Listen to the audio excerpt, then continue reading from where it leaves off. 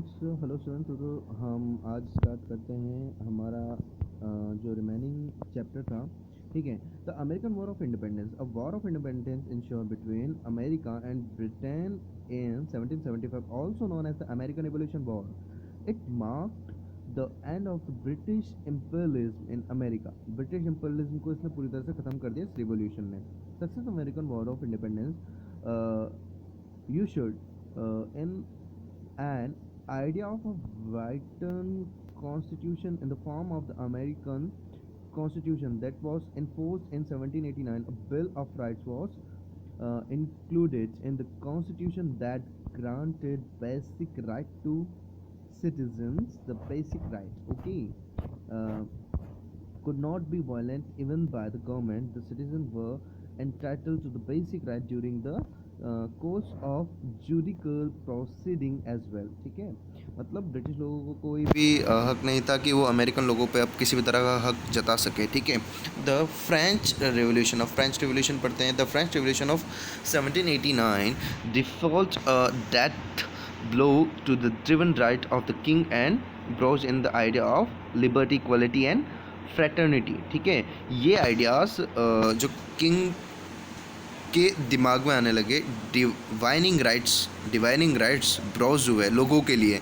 ठीक है, the declaration of the rights of man and the citizen declare that an individual in born free and upheld the universal and natural rights of human. ठीक है, जो भी citizen नया born होता उसके लिए ये राइट्स लागू हो जाते हैं और उसको अप्लाई कर सकता है। It's also lead to the abolishment of slavering in 1794 in France. ठीक है, यहाँ पे फ्रांस रिवोल्यूशन के बारे में आप देख सकते हो। फ्रांस में जो रिवोल्यूशन हो रहा है, ठीक है, उसकी एक पिक दिखाई गई है, कैसे लोग एक दूसरे से लड़ रहे हैं। ठीक है, अब आगे बढ़ते हैं। The world war and the Russian revolution. The world war, first world war 1914 to 1918, underline. ठीक है, इसको अंडरलाइन कर लेना ठीक से बेटा। The first world war 1914 to 1918, ध्यान से। ठीक है, अब आगे बढ़ते हैं। Lead to the dissolution of major European imperial powers. New nation states were created where the governments adopted the principles of democracy to govern their countries. The Russian Revolution of 1917 made it clear that political equality incomplete without social and economical equality. ठीक है, political equality तब तक नहीं लाया जा सकती बेटा जब तक कि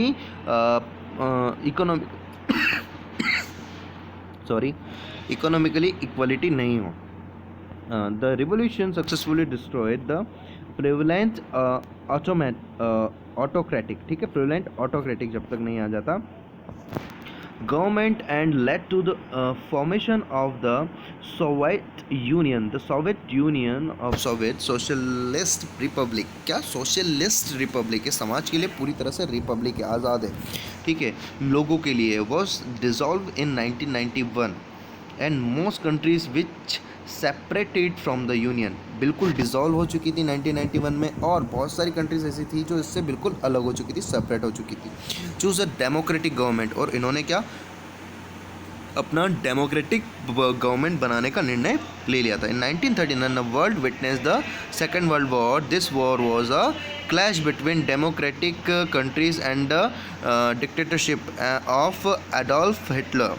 क्या बेटा, जो सेकेंड वर्ल्ड वॉर हुई, फर्स्ट हो गई 1914 टू 1918 के मिड में। ठीक है, अब जो सेकेंड वर्ल्ड वॉर हुई है इन 1939 में। ठीक है, सेकेंड वर्ल्ड वॉर कौन ने लीडरशिप करी इसकी? एडोल्फ हिटलर ने।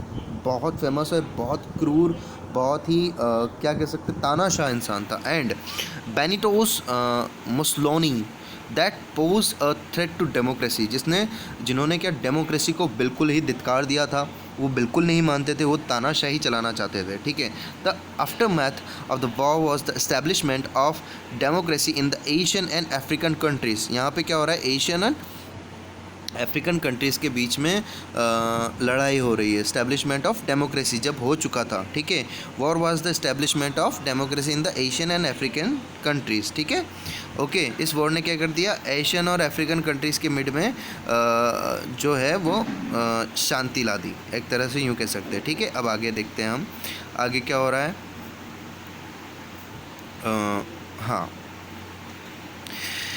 वाई डेमोक्रेसी, डेमोक्रेसी को ही क्यों चुना जा रहा था? Today democracy as a form of government is being followed in many countries around the world. It has gain distinct popularity due to the following principle that it embodies. ठीक है, पहली क्या चीज़ है इसके अंदर? Citizen elect representative to form a government. क्या करेंगे लोग, क्या करते हैं, जैसे हमारे यहाँ भी यही होता है कि सिटीज़न जो हैं वो इलेक्ट करते हैं जो गवर्नमेंट का पर्सन होता है उसको. ठीक है, जैसे कि अगर मैं कहूँ आपसे, किसी को भी ऐसे ही अपनी मर्ज़ी से मॉनिटर तो बना नहीं सकता ना आपकी क्लास में, तो मुझे क्या करना होगा, मुझे वोटिंग करवानी होगी. जो वोटिंग से जीतेगा वो हमारा मॉनिटर बनेगा. वैसे ही इसे ही डेमोक्रेसी कहते हैं. वैसे ही हमारे हिंदुस्तान के अंदर भी, इंडिया के अंदर भी यही हो रहा है. ठीक है, भारत के अंदर भी यही हो रहा है. A government the right to choose the representative lies with the people. ठीक है, यहाँ पे जो गवर्नमेंट है, the right to choose the representative, जो लोगों का रिप्रेजेंटेटिव होगा वो लोगों को चुनने का अधिकार होगा. ठीक है, citizens elected their representative on the basis of universal adult franchise. ठीक है, यूनिवर्सल एडल्ट फ्रेंचाइज जो है ना, फ्रेंचाइज जो हैं उनके बेसिस पे सिटीजन्स को इलेक्ट किया जाएगा. All adult citizens have the right to vote. और जितने भी एडल्ट सिटीज़न हैं उनको राइट है वोट करने का. और हमारे यहाँ पे एडल्टिविटी की डेट क्या फिक्स की है? 18 years. Citizens have the right to change or remove the government. This prevent the government from acting in a dictatorial manner. क्या बेटा? Citizen have the right to change और रिमूव द गवर्नमेंट. सिटीजन्स को क्या right है change करने का और remove करने का? क्या? गवर्नमेंट को. This prevent the government from acting in a dictator manner. ठीक है, इससे क्या होता है, गवर्नमेंट को एक तरह से एक्टिंग कर सकती है डिक्टेटर मैनर में, है ना. Election are held at period interval. Elections क्या होंगे? हर 5 साल के इंटरवल में होते हैं हमारे हिंदुस्तान के अंदर, है ना. हर जगह यही है, 5 टाइम्स का एक इंटरवल पीरियड है ना. This ensure that government is accountable to the citizen. Equality and justice is ensured to all the citizens of the country. क्या कहा जा रहा है बेटा? इक्वलिटी और जस्टिस जो है इंश्योर किया जा रहा है हर पर्सन के लिए, हर सिटीज़न के लिए हमारी कंट्री के अंदर. Citizens can use various platform to voice their opinion. Citizens क्या कर सकते हैं? बहुत सारे प्लेटफॉर्म्स का यूज़ कर सकते हैं अपनी आवाज़ को लोगों तक पहुंचाने के लिए. फ्रीडम ऑफ स्पीच सभी को प्रोवाइड है. पब्लिक ओपिनियन देने का सभी को हक है. Ensure regular participating of the citizen in the political process. बस ये होना चाहिए कि जो सिटीज़न है वो पॉलिटिकल प्रोसेस में रेगुलरली पार्टिसिपेट करता है. की फीचर्स ऑफ डेमोक्रेसी पढ़ते बेटा. क्या है? The key features of democracy enable the effective implementation of the democratic process and are discussed below. ये नीचे दिए गए हैं. Decision making